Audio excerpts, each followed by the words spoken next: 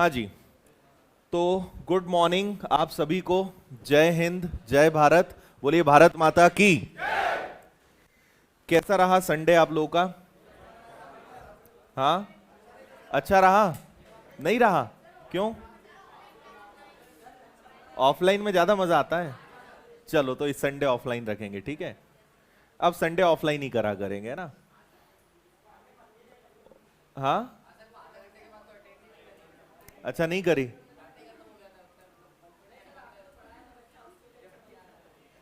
मजा आ रहा था। मुझे ऐसा लगता है कि घर पे बैठ के बढ़िया मस्त बिस्तर पे पड़े रहो, नहीं मजा आता।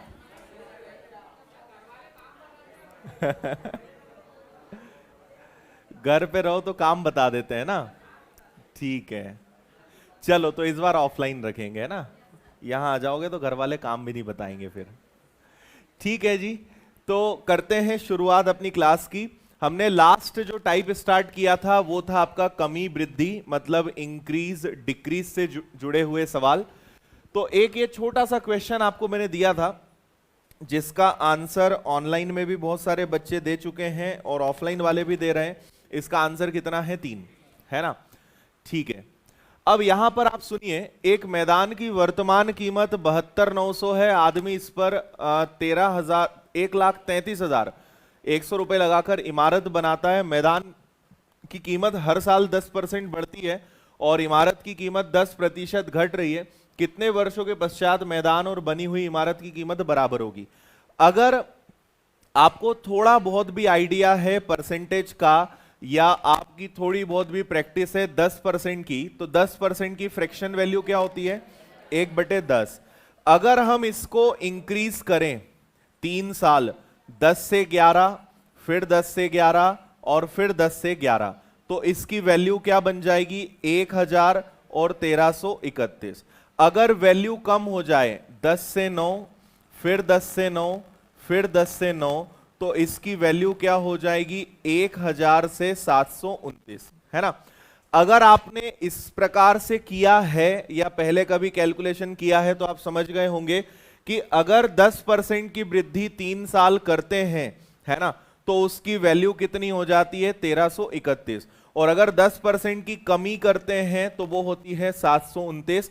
तो 729 और 1331 का फिगर तभी आ पाएगा, और अगर रेट ऑफ इंटरेस्ट या रेट हमें 10% दिया है तो ऐसा कितने साल में संभव हो पाएगा? 3।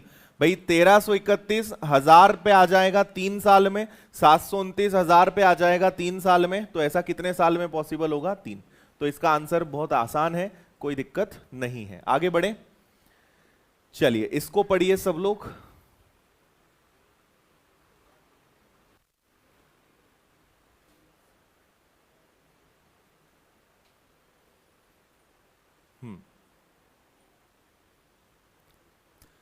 एक पेड़ की ऊंचाई हर साल 1/8 इंक्रीज होती है। पेड़ की ऊंचाई 8 मीटर हो तो 2 वर्ष में इसकी ऊंचाई में कितनी वृद्धि होगी?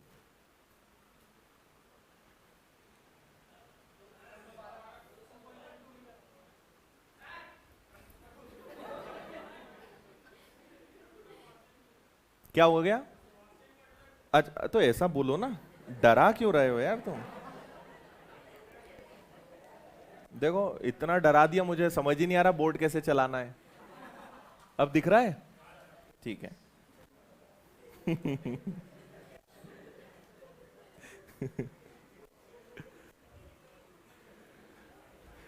देखिए, एक पेड़ की ऊंचाई हर साल 1/8 बढ़ती है। आज उसकी ऊंचाई 8 है, 2 साल बाद क्या होगी?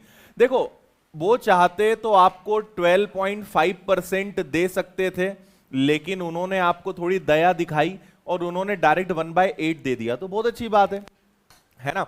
1/8 का मतलब है कि अगर ऊंचाई 8 होगी तो 9 हो जाएगी, फिर 8 होगी तो 9 हो जाएगी।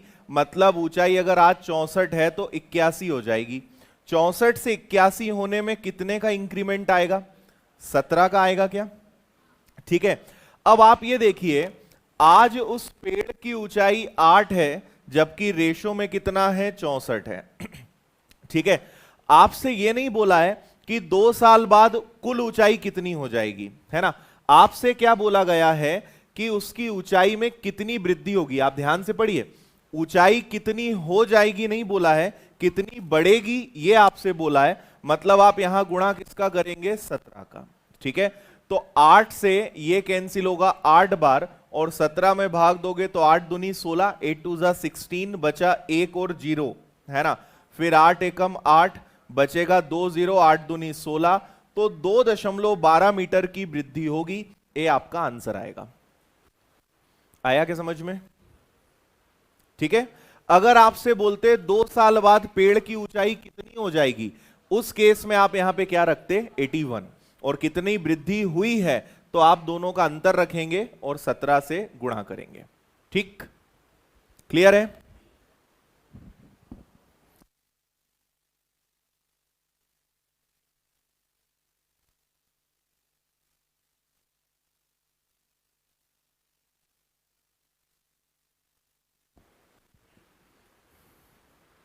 ठीक है, बढ़े आगे।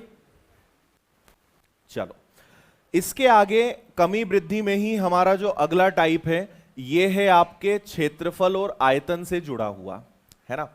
इसका थोड़ा सा आपको बेसिक बताता हूं, क्षेत्रफल और आयतन का। इंग्लिश में क्षेत्रफल मतलब एरिया और आयतन मतलब वॉल्यूम, है ना। आपका अपने आप में एक पूरा बड़ा चैप्टर है जिसका नाम है मेंसुरेशन, 2D और 3D उसमें हम पढ़ते हैं, लेकिन यहां पर उसके कमी वृद्धि से जुड़े हुए सवाल आते हैं। कमी वृद्धि से जुड़े हुए सवाल किस प्रकार के होते हैं वो थोड़ा आप ध्यान दीजिएगा। इसमें आप एक चीज समझते होंगे, आयत मतलब रेक्टेंगल, एक होता है आपका स्क्वायर, एक होता है आपका ट्राइंगल, एक होता है आपका क्यूब, ठीक है, जिसको बोलते हैं घन। दूसरा क्या होता है, क्यूबॉइड, जिसको क्या बोलते हैं, घनाभ। फिर क्या होता है, बेलन, बेलन मतलब सिलेंडर। फिर क्या होता है, शंकु मतलब कोण। फिर क्या होता है, गोला मतलब स्फीयर, है ना। तो ये इतने चीजों से जुड़े हुए इसमें सवाल बनते हैं कि आयतन में कितनी वृद्धि होगी या क्षेत्रफल में कितनी वृद्धि या कमी होगी। तो यहां पर आप समझिए, आपको लगेगा कि ये मेंसुरेशन का क्वेश्चन है, लेकिन हम इनके परसेंटेज, जब भी आपसे इनमें कमी वृद्धि, इंक्रीज डिक्रीज वाले जब भी क्वेश्चन आते हैं, तो आप उसे मेंसुरेशन का मत मानिएगा, आप मानिएगा कि ये परसेंटेज के ही क्वेश्चन है। और जैसे हम कमी वृद्धि वाले क्वेश्चंस कर रहे हैं, एज इट इज करना है। एक क्वेश्चन करते हैं फिर बात करते हैं, इसको देखिए आप एक बार।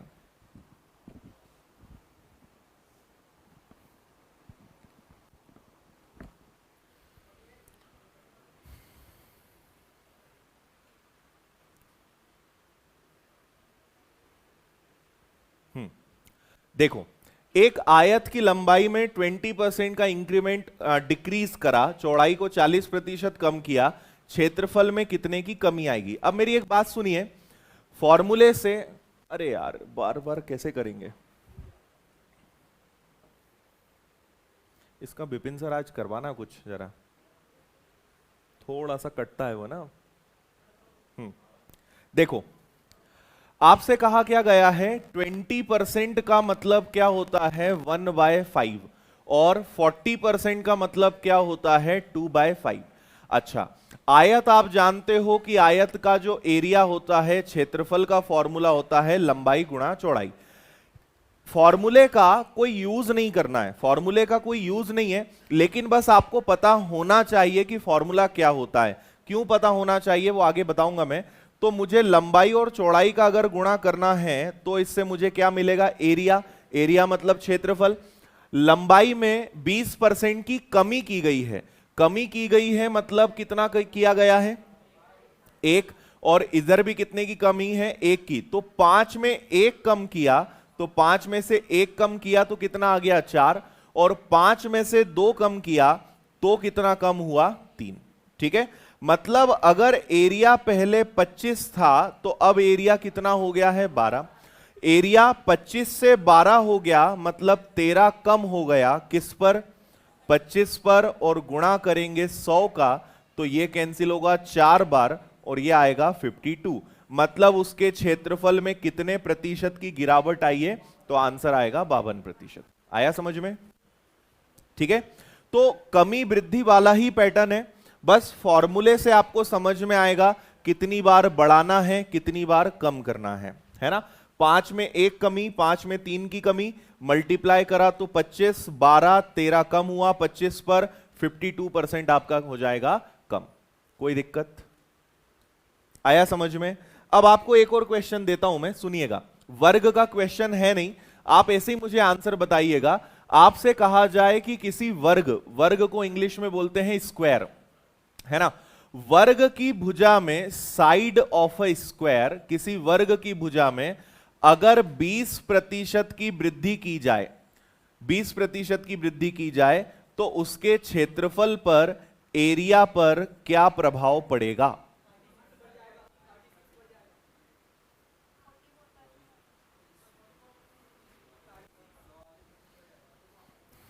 भुजा में 20% की वृद्धि की जाए तो उसके क्षेत्रफल पर क्या प्रभाव पड़ेगा?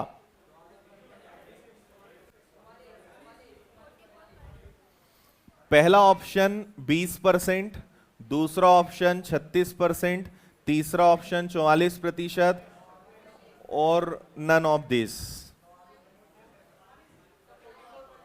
20 वाले हाथ उठाएं सबसे पहले। कोई नहीं, होंगे तो जरूर, कसम खिलाऊंगा फिर मम्मी की। कोई नहीं है पक्का? 36 वाला, 36 आवाज आ रही थी भाई, इसमें तो बिल्कुल बर्दाश्त नहीं करूंगा मैं। है 36 वाले, 36 कैसे ला रहे हो तुम? कैसे आ सकता है 36? अच्छा समझ गया समझ गया, 5 6 5 6 25 36। चलो 44 वाले हाथ उठाओ। ठीक है, हाँ ऑनलाइन में किसी ने 29 भी ऑप्शन दिया है, 0 भी आंसर दिया है। अरे भगवान। देखो इधर, आप एक बात बताओ कि ये जो वर्ग होता है, स्क्वायर होता है, इसकी खासियत होती है ऑल साइड्स आर इक्वल, सभी भुजाएं कैसी होती हैं? बराबर। और इसके क्षेत्रफल का सूत्र होता है ए स्क्वायर। क्वेश्चन में बोला एक बार है, भुजा में 20% की वृद्धि करी, लेकिन आप कितनी बार बढ़ाओगे? 2 बार। ठीक है, अगर किसी फॉर्मूले में क्यूब आएगा तो आप कितनी बार बढ़ाओगे? 3 बार, है ना। तो ए स्क्वायर मतलब क्या हो गया? भुजा गुणा भुजा। आपको 2 बार इंक्रीमेंट करना है, तो 20% का मतलब होता है 1/5। 1/5 का मतलब कि 5 से 6, फिर 5 से 6। अगर क्षेत्रफल 25 था तो वो कितना हो गया? 36। कितना बढ़ गया? 11। किस पर? 25 पर। गुणा किया आपने 100 का, तो आप अब बोल पाओगे कि कितने % का इंक्रीमेंट हुआ।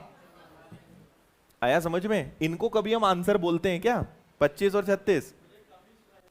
अच्छा कम ही सुनाई दिया, ठीक है। 25 से 36, 11 की वृद्धि, 25 पर गुणा 100, 44% का इंक्रीमेंट। कोई दिक्कत? चलो इसका आंसर बताओ। कैमरा एक बार सेट करना पड़ेगा, कैमरा सेट कर रहे हैं, रुको जरा, है ना, कैमरे की मिस्टेक है। हाँ जूम थोड़ा सा कम कर लो बस। अभी ठीक है? बस ठीक है। हाँ जी,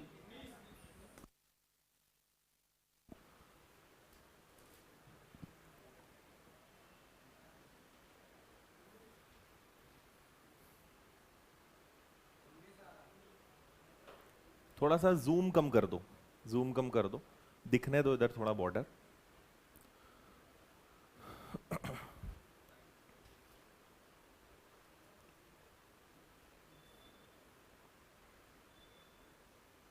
पीछे दिख जाए तो बताना, है ना।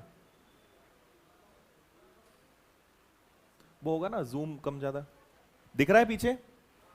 ठीक है। अब चलो, एक वृत्त की त्रिज्या में 10% की कमी की गई। अब आप बताइए कि वृत्त मतलब क्या होता है? सर्कल, सर्कल का क्षेत्रफल होता है पाई आर स्क्वायर। अब याद आपको यह रखना है कि ये पाई तो एक कांस्टेंट वैल्यू है ना। तो कोई भी अगर कांस्टेंट वैल्यू है उसको हम छोड़ेंगे। अब आप बोलोगे सर क्यों? पाई का मान तो हमेशा 22/7 ही होगा या 3.14 होगा, लेकिन आर तो कुछ भी हो सकती है ना। आर अगर 1 हो, त्रिज्या 1 हो, तब भी पाई सेम रहेगा। त्रिज्या 2 हो, मतलब आंसर पाई पे डिपेंड नहीं करता है, आंसर किस पे डिपेंड करता है? आर पर, त्रिज्या पर। और यहां त्रिज्या के ऊपर क्या लगा है, वर्ग, मतलब आपको त्रिज्या में कितनी बार कमी या वृद्धि करनी पड़ेगी, 2 बार। 10% का मतलब 1/10, 10 में से 1 गया 9, फिर 10 में से 1 गया 9, तो आपका क्षेत्रफल 100 से 81 हो गया। कितने की कमी, 19 की। किस पर, 100 पर, गुणा कर दिया आपने 100 का, 19% की कमी। आ गया होगा सभी का आंसर। चलो, हाँ,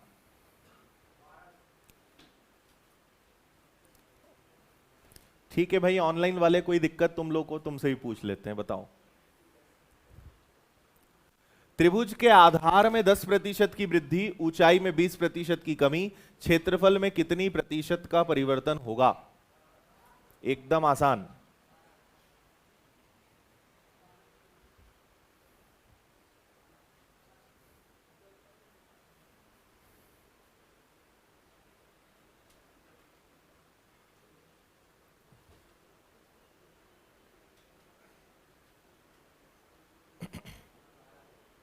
हो गया।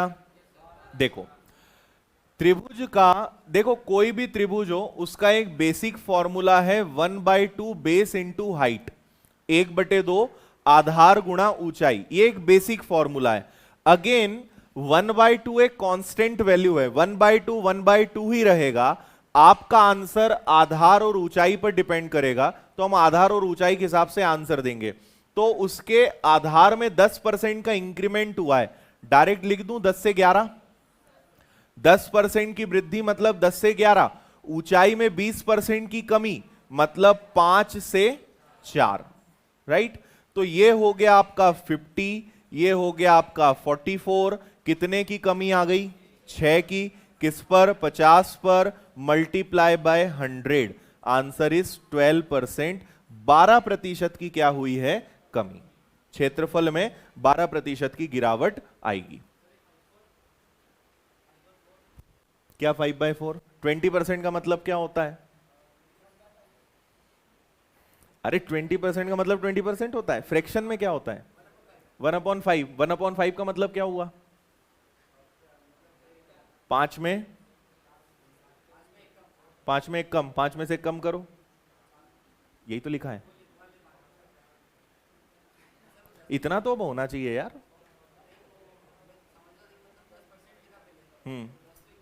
10 से 11 किया, और ऊंचाई में 20% की कमी है, 5 में से एक कम किया, 5 और 4, इसीलिए। चलिए आगे, घन।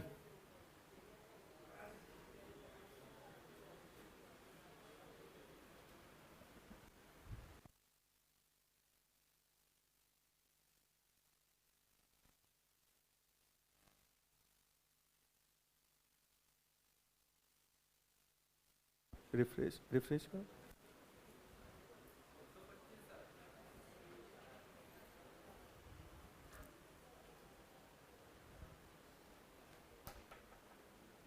हो गया, कहां ध्यान है,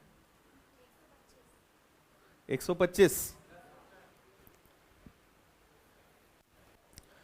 देखिए, आपको बोला गया है घन, और घन मतलब आप समझते हो जिसकी लंबाई चौड़ाई और ऊंचाई सब कैसी हो, बराबर हो। रेडीमेड उठाएं क्या डायग्राम, देखो रेडीमेड उठाते हैं।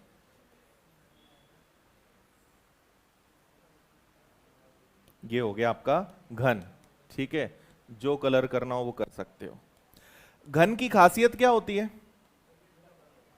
इसकी लंबाई चौड़ाई और ऊंचाई सब क्या होती है, बराबर होती है ना।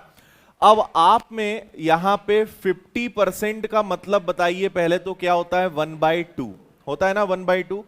फिर आपने क्या किया होगा कि 2 से 3, फिर 2 से 3, और फिर 2 से 3, यही किया।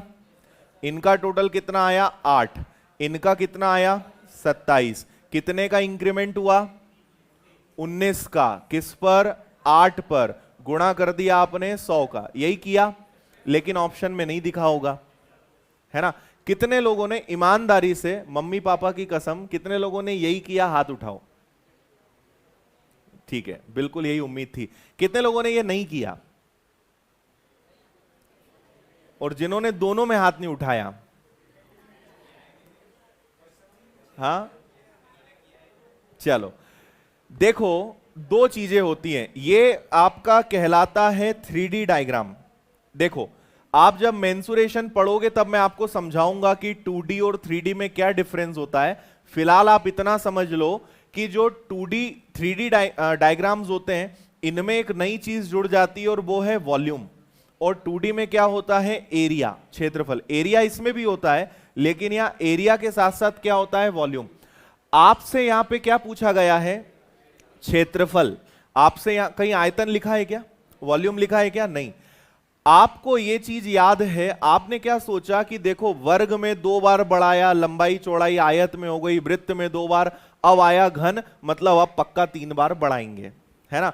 लेकिन यहां 3 बार इसलिए नहीं बढ़ाएंगे क्योंकि इसका जो क्षेत्रफल होता है, एरिया होता है, उसका फॉर्मूला होता है 6a², और इसका जो आयतन होता है उसका फॉर्मूला होता है a³। आपसे पूछा क्या था? क्षेत्रफल, पृष्ठ क्षेत्रफल, टोटल सरफेस एरिया, संपूर्ण पृष्ठ क्षेत्रफल या क्षेत्रफल, सबका मतलब एक ही है। और क्षेत्रफल में 6 हो जाएगा कांस्टेंट, तो बचा आपके पास क्या? a², मतलब आपको कितनी बार वृद्धि करनी थी? 2 बार। तो ये आ जाएगा 4, 4 से हो गया 9, कितने की वृद्धि? 5 की, 4 पर गुणा 100 का, 125% का इंक्रीमेंट, ये आपका आंसर होगा। समझ गए? 3 बार क्यों नहीं बढ़ाना है? अगर आयतन बोलते, वॉल्यूम बोलते, तो आप 3 बार बढ़ाते। क्षेत्रफल बोला है तो 2 बार बढ़ाएंगे। ठीक? पहले किया था, फिर कुछ लोगों ने सुधार भी लिया था। चलो आगे बढ़ जाएं। चलो, इसके बाद आपको थोड़े से मैं ऐसे ही क्वेश्चन बता देता हूं। एक बेलन का आपको बता देता हूं कि अगर बेलन से जुड़ा हुआ कोई क्वेश्चन आ जाए तो आप कैसे कर सकते हो, इसको थोड़ा सा देख लेते हैं। ठीक है, जैसे बेलन समझते हो? बेलन के उदाहरण दो तो जरा। रोटी वाला नहीं होता, नल है ना, ट्यूबलाइट की रॉड, ठीक है, ये सब बेलन के उदाहरण है। गैस सिलेंडर जो होता है ना, घरों में पानी की टंकी अगर गोलाकार है, ये ऐसी दिखने वाली चीजें क्या होती है? बेलन होती है ना। वो घर पे जो जिससे आपकी पिटाई होती है वो वाला बेलन नहीं, है ना, ये वाला बेलन होता है। और इसको मेंसुरेशन में मैं सिखाऊंगा, लेकिन जो तार होता है, सिक्का होता है, कॉइन, ये भी इसी के उदाहरण है। चलो, इससे जो सवाल पूछा जाता है वो पूछा जाता है वॉल्यूम का, और इसके वॉल्यूम का फॉर्मूला होता है πr²h। मैंने आपको एक सवाल दिया कि एक बेलन की त्रिज्या, रेडियस ऑफ सिलेंडर, बेलन की त्रिज्या में 10% की वृद्धि हुई और उसकी ऊंचाई में 20% की वृद्धि हुई, तो जल्दी से सब लोग बताएंगे उसके वॉल्यूम पर क्या असर पड़ेगा। त्रिज्या में 10% की वृद्धि, रेडियस इंक्रीज्ड बाय 10%, और हाइट में 20% की वृद्धि हुई, उसके आयतन पर क्या प्रभाव पड़ेगा? आयतन का सूत्र मैं पहले ही बता चुका हूं।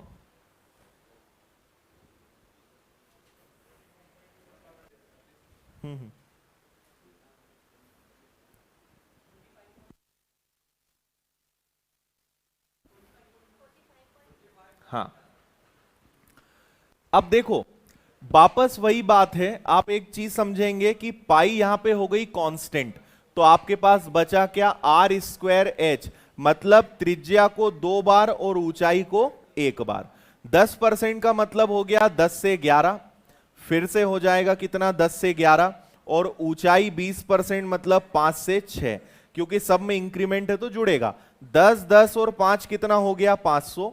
11 11 और 6 726 होता है क्या? है ना। कितने का इंक्रीमेंट हो गया? 126 का किस पर? सॉरी 226 का किस पर? 500 पर, और गुणा कर दिया आपने 100 का। ये आ गया 44 और 12, 45.2 आ रहा है क्या? 45.2% की वृद्धि। समझ गए? ओके है। चलो एक और एग्जाम्पल मैं आपको देता हूं, इसका आंसर भी जल्दी से बताइएगा आप सभी। ये क्या होता है? शंकु होता है क्या?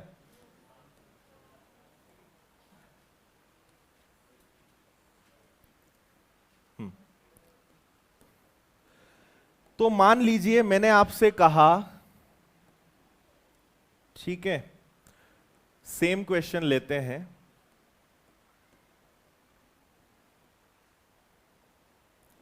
मैंने आपसे कहा कि किसी शंकु की त्रिज्या में 10% की वृद्धि हुई और हाइट में 20% का इंक्रीमेंट हुआ, तो इसके वॉल्यूम पर क्या प्रभाव पड़ेगा?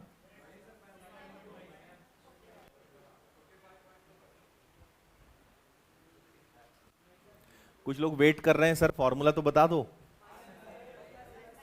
हाँ, इसके वॉल्यूम का फॉर्मूला होता है एकदम सेम, ठीक है। शंकु का फॉर्मूला होता है 1/3 पाई आर स्क्वायर एच। बेलन और शंकु के फॉर्मूले में केवल 1/3 का डिफरेंस है, और अच्छी बात क्या है कि 1/3 कांस्टेंट वैल्यू है और पाई कांस्टेंट वैल्यू है, मतलब यहां भी r इंटू एच। क्योंकि मैंने क्वेश्चन सेम दिया है तो आंसर भी सेम आएगा 45.2। ठीक है, तो बेलन और शंकु में, सिलेंडर और कोण में याद रखिएगा फॉर्मूले में r स्क्वायर एच बचता है, मतलब हमें प्रोसेस सेम करनी है। ठीक है, इसका आंसर दीजिए अब। हाँ, याद रहेंगे ना, इनको लिखूं क्या? ये सिलेंडर है, सिलेंडर मतलब बेलन, और ये है आपका शंकु, शंकु मतलब कोण, आइसक्रीम वाला। चलो इसका आंसर बताओ।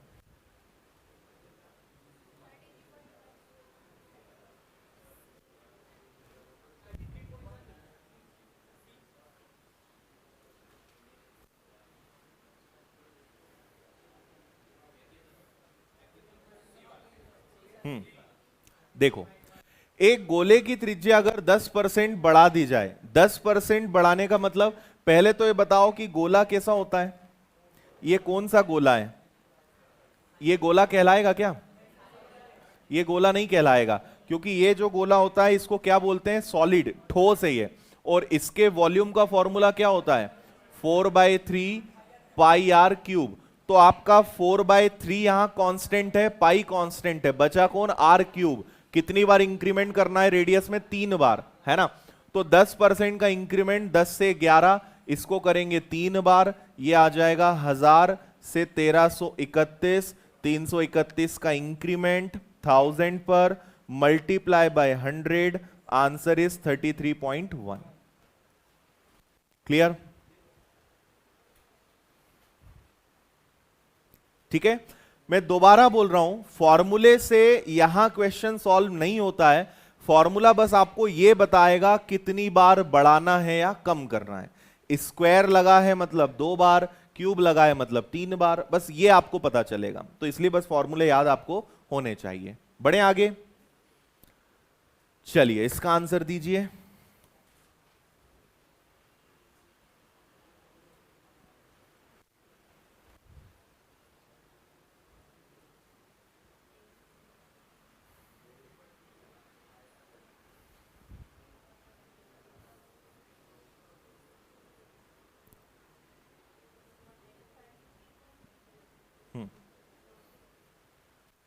ये पता है कौन सा क्वेश्चन है? आपको मैंने लास्ट क्लास में चीनी शक्कर वाला क्वेश्चन कराया था, पेट्रोल वाला क्वेश्चन कराया था। ये वही सवाल है, बस भाषा यहां पे बदल रही है। आयत में 50% की वृद्धि हो गई तो चौड़ाई कितनी कम करें कि खर्च अपरिवर्तित रहे? याद आया? क्षेत्रफल अपरिवर्तित रहे। तो यहां पे आप बताइए कि 50% का मतलब क्या होता है? 1/2। लेंथ जो है, लंबाई 2 से 3 हो गई, तो एक्चुअल में क्या होगा कि चौड़ाई को 3 से 2 करना पड़ेगा। ये बोला नहीं है, ये मैं मन से लिख रहा हूं। लेंथ, लंबाई 2 से 3 हो गई, चौड़ाई को 3 से 2 करना पड़ेगा, तभी तो क्षेत्रफल अपरिवर्तित रहेगा। सेम आना चाहिए ना, जितना एरिया पहले उतना ही एरिया बाद में। तो आप ये देखिए कि चौड़ाई को 3 से 2 करना पड़ेगा, मतलब कितने की कमी कर रहे हो? 1 की। किस पे कर रहे हो? 3 पर, मल्टीप्लाई बाय 100, ये आएगा आपका 33.33%। ये तो मैंने आपको समझाया, आपको इतना भी नहीं करना था। आपने लेंथ को 2 से 3 करा है तो ब्रेड्थ को 3 से 2 करना पड़ेगा। 3 से 2 मतलब 1 कम, किस पर? 3 पर, मल्टीप्लाई बाय 100, आंसर सेम 33.33। ठीक, ठीक है, यस नो, नेक्स्ट।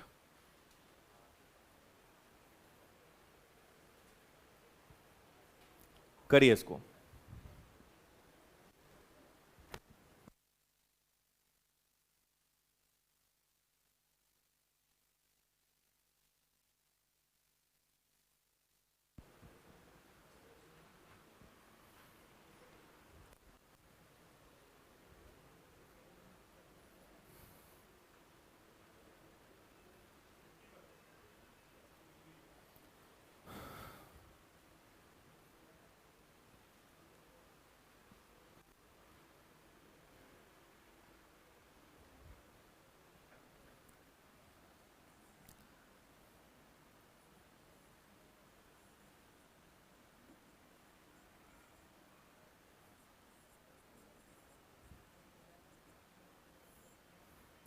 चलो, आपको मैंने इस चैप्टर की सबसे पहले दिन वाली क्लास में इसका पहाड़ा लिखकर बताया था कि 12 1/2 का मतलब 1/8 होता है, और इसका ये कितना गुना होता है, 5 गुना, 5 टाइम्स।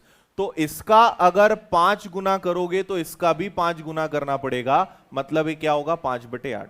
12 1/2% का 5 गुना है ये 62 1/2%, तो इसका भी आप 5 गुना करोगे, 5/8। तो हमें पता चल गया कि इसकी फ्रैक्शन वैल्यू कितनी है, 5/8। और 7/9/13 तो याद होगा ना, क्या मतलब है इसका, 1/13। चलो, तो आप ये बताइए कि आयत में लंबाई में वृद्धि करिए, तो लेंथ क्या मानेंगे कि अगर 8 थी तो उसमें कितने का इंक्रीमेंट हुआ है, 5 का, वो क्या बन गई, 13। और चौड़ाई में क्या परिवर्तन किया गया है, कम कर दिए, 13 पर एक कम कर दिया, मतलब 13 से क्या कर दिया, 12 कर दिया। यही बोल रहे हैं क्या? तो यहां पे ये कैंसिल हो जाएगा क्या, और 4 से ये 2 बार और 4 से ये 3 बार हो जाएगा, तो एरिया 2 से 3 हो गया, कितना बढ़ गया, 1/2, 50% का इंक्रीमेंट। ये आंसर है आपका डी। आया समझ में? नहीं आया? क्या समझ नहीं आया बताओ, बताओ कहां समझ नहीं आया, मैं बताता हूं, पूरा बताऊं फिर से। देखो, ये एक अलग चीज है, ये अलग चीज है, ये तो हम कर ही रहे थे। अगर आपको ये नहीं याद है, वैसे तो ये याद होना चाहिए, नहीं याद है तो फिर आप 62 का दुगना करिए, 62 का डबल कितना आएगा, 124। 124 में एक जुड़ेगा, क्या बनेगा, 125, बटे में कितना आएगा, 2, परसेंटेज का क्या हो जाएगा, 200। और इसको आप सॉल्व कर लो, तो 25 से कैंसिल होगा 5 बार, 25 से कैंसिल होगा 8 बार, ऐसे बना। ठीक है, अब आपको क्या करना है कि लेंथ 8 थी, 5 बढ़ गई, 8 से बढ़कर 5 जुड़कर कितनी हो गई, 13, और उसकी चौड़ाई 13 पे एक कम हो गई, 13 से क्या हो गई, 12, 13 से 13 कैंसिल, 4 से 2 बार, 4 से 3 बार, 2 से 3, 1 का इंक्रीमेंट 2 पर 50% का इंक्रीमेंट होगा, डी आपका आंसर आएगा। क्लियर? अभी भी आया कि नहीं आया? आ गया? इसको करिए।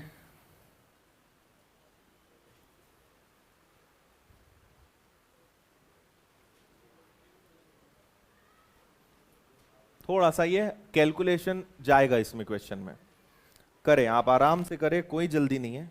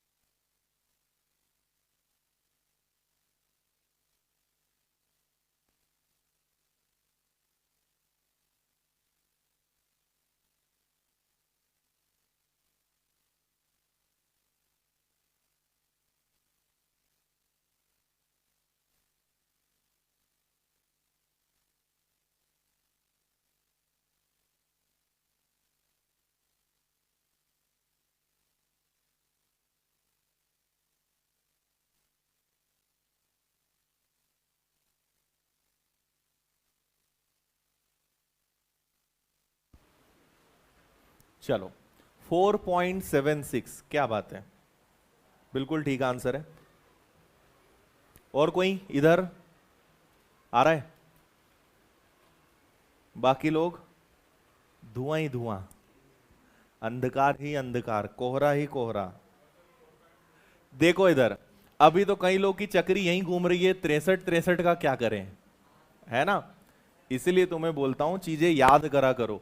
अगर आपको पता होता कि 9.09 का मतलब क्या होता है, बोलो, 1/11 होता है। और अगर इसका मैं 7 गुना कर दूं, सोचो 9.09 का 7 गुना कर दूं तो ये क्या बनेगा, 7/11। तो मुझे पता चल गया कि 63.63 का मतलब क्या होता है, 7/11। हमेशा याद रखना, देखो 1/11 का मतलब 9.09, 2/11 का मतलब क्या होगा पता है, 18.18, 3/11 का मतलब क्या होगा पता है, 27.27। आ रही बात समझ में? इसका पहाड़ा चलेगा भाई, 9 एकम 9, 9 दूनी 18, 9 तिया 27, इधर भी 18 27 चलता जाएगा।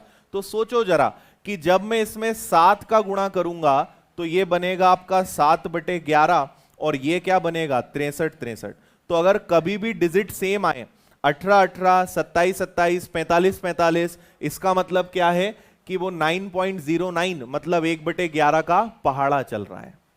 समझ गए? अगली बार पहचान लोगे। अच्छा, दूसरा क्या दिया है, दूसरा दिया है आपको 41 2/3। तो आप बिल्कुल परेशान मत लो, आप तो इसको सॉल्व करो। वैसे ये 41 का 3 गुना कितना हो जाएगा, 123 और 2 125, 300 आ गया, 25 से कैंसिल कर दो 5 बार, और ये 12 बार। और आप अगर यहां पर इसको ऐसे अगर पकड़ते, ये आपको 41 दिख रहा है ना, आप बोलते कि सर 1/12 का मतलब क्या होता है, 1/12 का मतलब क्या होता है, 8 1/3। तो ये इसका 5 गुना है, इसका अगर आपने 5 गुना किया ना तो इसका 5 गुना क्या आएगा, यही आएगा 41 2/3। खैर इतना आपको नहीं जाना है तो आप इससे करिए, दोनों चीजें पता चल गई। अब आ जाओ प्रश्न पे। आपसे कहा है ऊंचाई को कितना बढ़ाया जाए कि आयतन स्थिर रहे। देखिए, घनाभ मतलब लंबाई गुणा चौड़ाई गुणा ऊंचाई, याद है सभी को formula, L into B into H, लंबाई गुणा चौड़ाई गुणा ऊंचाई। तो आपने लंबाई को बढ़ाया, 11 पे 7 बढ़ाया, मतलब 11 से कितना कर दिया, 18 कर दिया। चौड़ाई को आपने कम किया, 12 में 5 कम किया, 12 में 5 कम किया तो बोलो कितना, 7। और ऊंचाई में कितना परिवर्तन करें, ऊंचाई को आप कुछ नहीं तो 10 मान लो, और यहां पर जो भी आए, अब आप समझना, इनका गुणा करने पे जो आएगा वो इनके गुणा के बराबर होगा। क्यों बराबर होगा, क्योंकि उन्होंने बोला है आयतन स्थिर रहे, यहां पे क्या है, वॉल्यूम रिमेन्स सेम या कांस्टेंट, मतलब इनका गुणा करने पे जो भी आए वो इनके गुणा करने के बराबर आना चाहिए, हां या ना। इतनी बात समझ में आ रही है? अब यहां आप 10 की जगह कुछ भी लिख लो, आप चाहो तो इसको 1 लिख लो, चाहो तो 2 लिख लो, जो मर्जी आए वो लिख लो, क्योंकि जो मानोगे उसके हिसाब से यहां पे वैल्यू आ जाएगी। भाई ऊंचाई में क्या परिवर्तन करें ये तो हमें पता नहीं है ना। अगर वृद्धि होगी तो 10 से बड़ा आ जाएगा, कमी होगी तो 10 से छोटा आ जाएगा, देखा जाएगा जो आएगा। अच्छा, कुछ कैंसिल होने लायक है क्या? हाँ, 6 से ये कैंसिल हो जाएगा 2 बार, 6 से ये कैंसिल हो जाएगा 3 बार, अब कुछ नहीं कैंसिल होगा, तो इधर आएगा आपका 220 और इधर आएगा आपका 21x। इतना समझ में आया? आया? चलो x की वैल्यू निकालो। कैसे निकालोगे? ये कैलकुलेटिव है, मेंस का सवाल है और आपको इतनी मेहनत तो करनी ही पड़ेगी। तो इसमें आप भाग दीजिए जरा, तो ये निकल जाएगा 21 से एक बार, बचेगा 1 0, भाग नहीं जाएगा, है ना।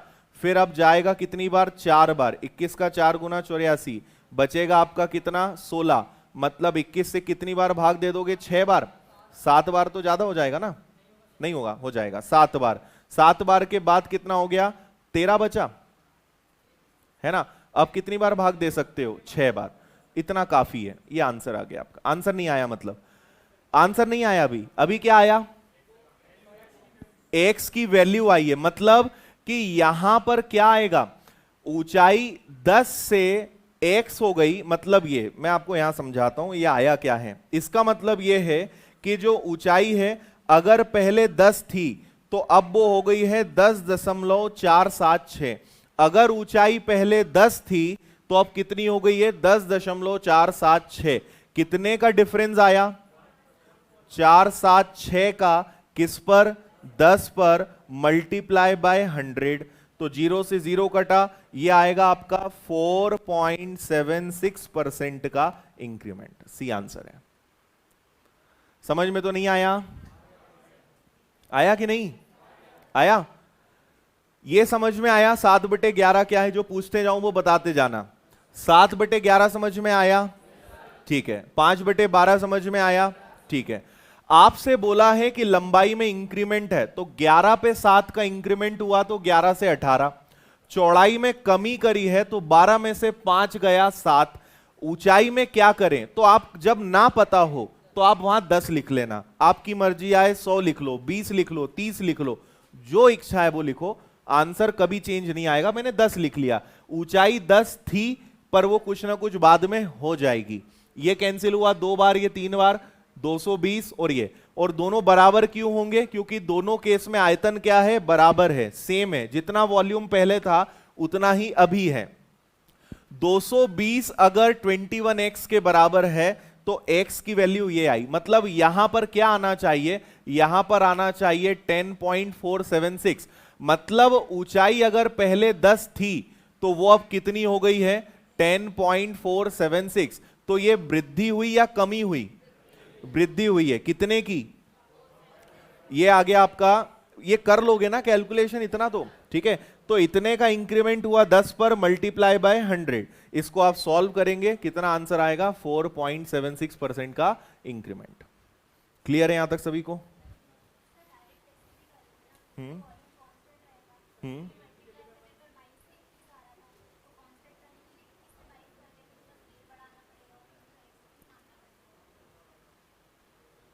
21, हाँ कर सकते हैं। हाँ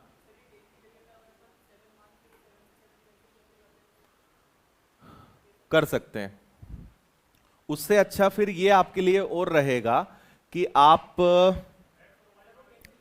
इसको अगर ना करें। देखो एक तरीका और क्या हो सकता है, ये भी ठीक है, इतने अगर कैलकुलेशन से बचना है तो हम इसको कुछ ना माने बिना भी कर सकते हैं। भाई हम इसको ऐसा समझ लें कि जो वैल्यू यहां आएगी और जो वैल्यू यहां आएगी मल्टीप्लाई होने पे तो सेम आएगा। तो आप इससे करके देखो कि ये 22 था, 11 और 2, और ये कितना हो जाएगा? 21 हो जाएगा। तो हमें 21 को 22 बनाना है, मतलब एक बढ़ाना पड़ेगा, और 21 पे तो ये आएगा 100/21। इसको सॉल्व करो, यही आ रहा है क्या?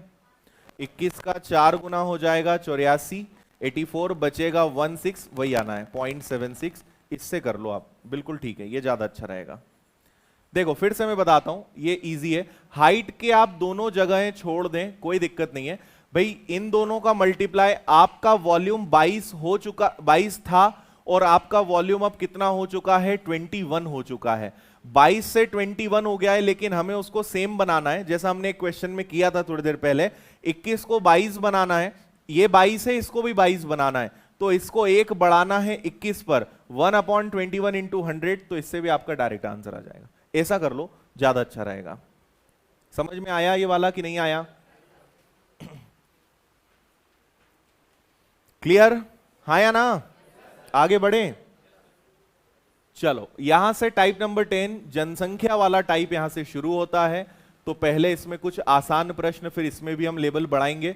तो जनसंख्या में कमी वृद्धि वाले प्रश्न हम कर रहे हैं। सबसे पहले इसका आंसर जल्दी से सब लोग बताइए।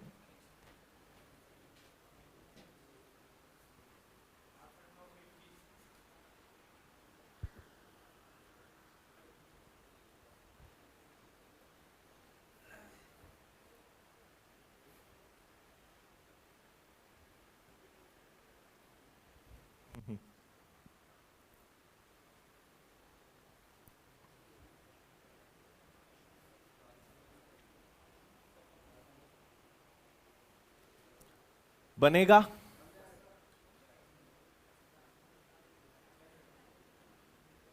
Six eight nine two one, ठीक है।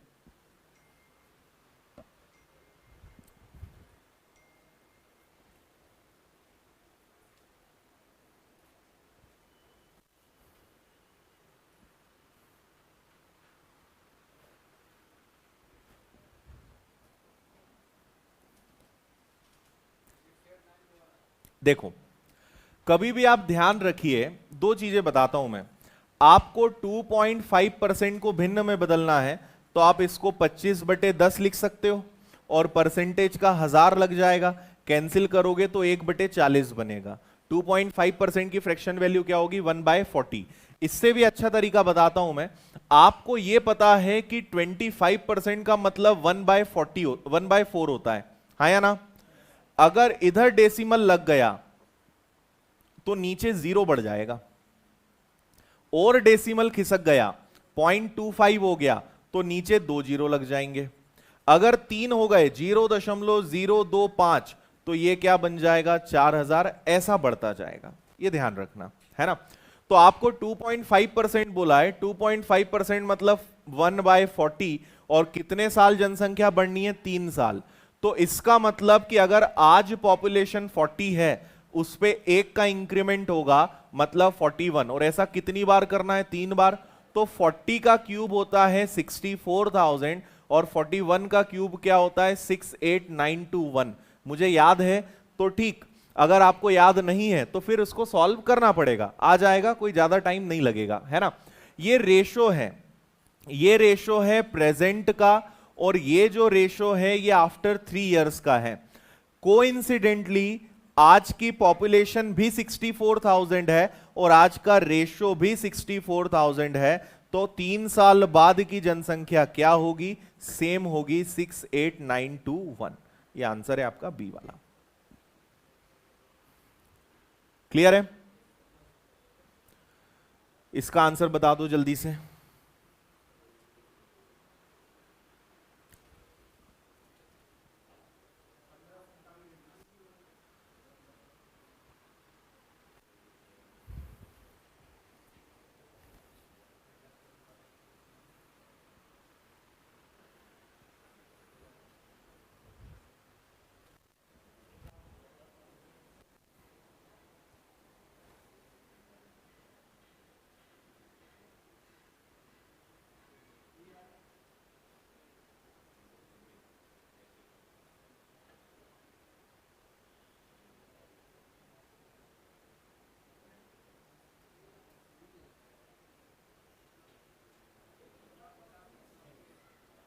हाँ जी,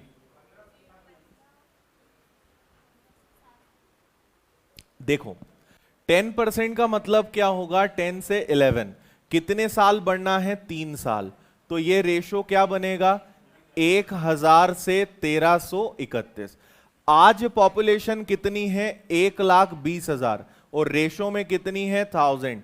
3 साल बाद की पॉपुलेशन क्या होगी? तो इसी से मल्टीप्लाई करेंगे, है ना। ये आज की जनसंख्या है, तो आज का रेशो कितना है? 1000। और ये रेशो कब का है? 3 साल बाद का। 3 0 से 3 0 गए, 12 का गुणा करना है बस आपको। 36 37 का 7 कैरी हो जाएगा 3, 36 39 9 फिर से 3 15, 159720 आ रहा है क्या? बी। ठीक है, आया समझ में, है ना।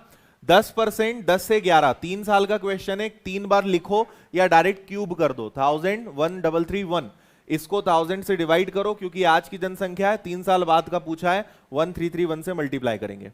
इसका आंसर बताओ।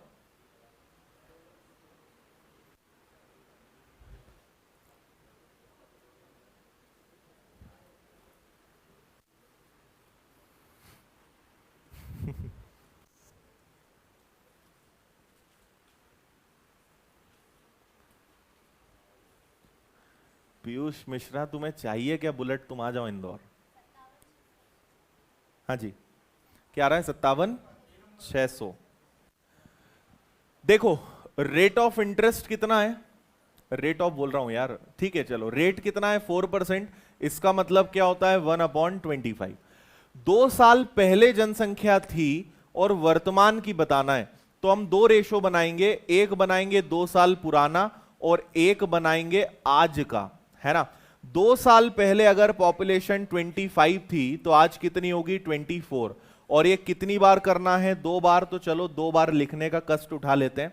इसका मल्टीप्लाई करोगे 625, इसका मल्टीप्लाई करोगे 576। नाउ 62500, क्योंकि 2 साल पुरानी जनसंख्या है तो भाग भी 2 साल पुराने वाले रेशो का देंगे, और आज का पूछा है तो आज से मल्टीप्लाई करोगे, कैंसिल होगा 100, 57600 is right answer A. Clear? चलो इतने पे ही रुकते हैं। ये आपका होमवर्क रहेगा, यहां से टाइप चेंज है, आप फिर भी इसको करने की कोशिश कीजिएगा। ये मिश्रण मिक्सचर एलिगेशन वाले पैटर्न से सॉल्व होता है। तो एक ये वाला क्वेश्चन, एक ये वाला क्वेश्चन, बस ये 2 क्वेश्चंस मैं आपको होमवर्क में दूंगा, बाकी इसके आगे फिर गल करते हैं। हाँ, ले लो इसकी फोटो। ठीक है, मजा आया आज? तो बाकी कल करते हैं। बहुत बहुत धन्यवाद आप सभी का, आपका दिन शुभ हो। जय हिंद, जय भारत, बोलिए भारत माता की। चलो कल मुलाकात होती है फिर।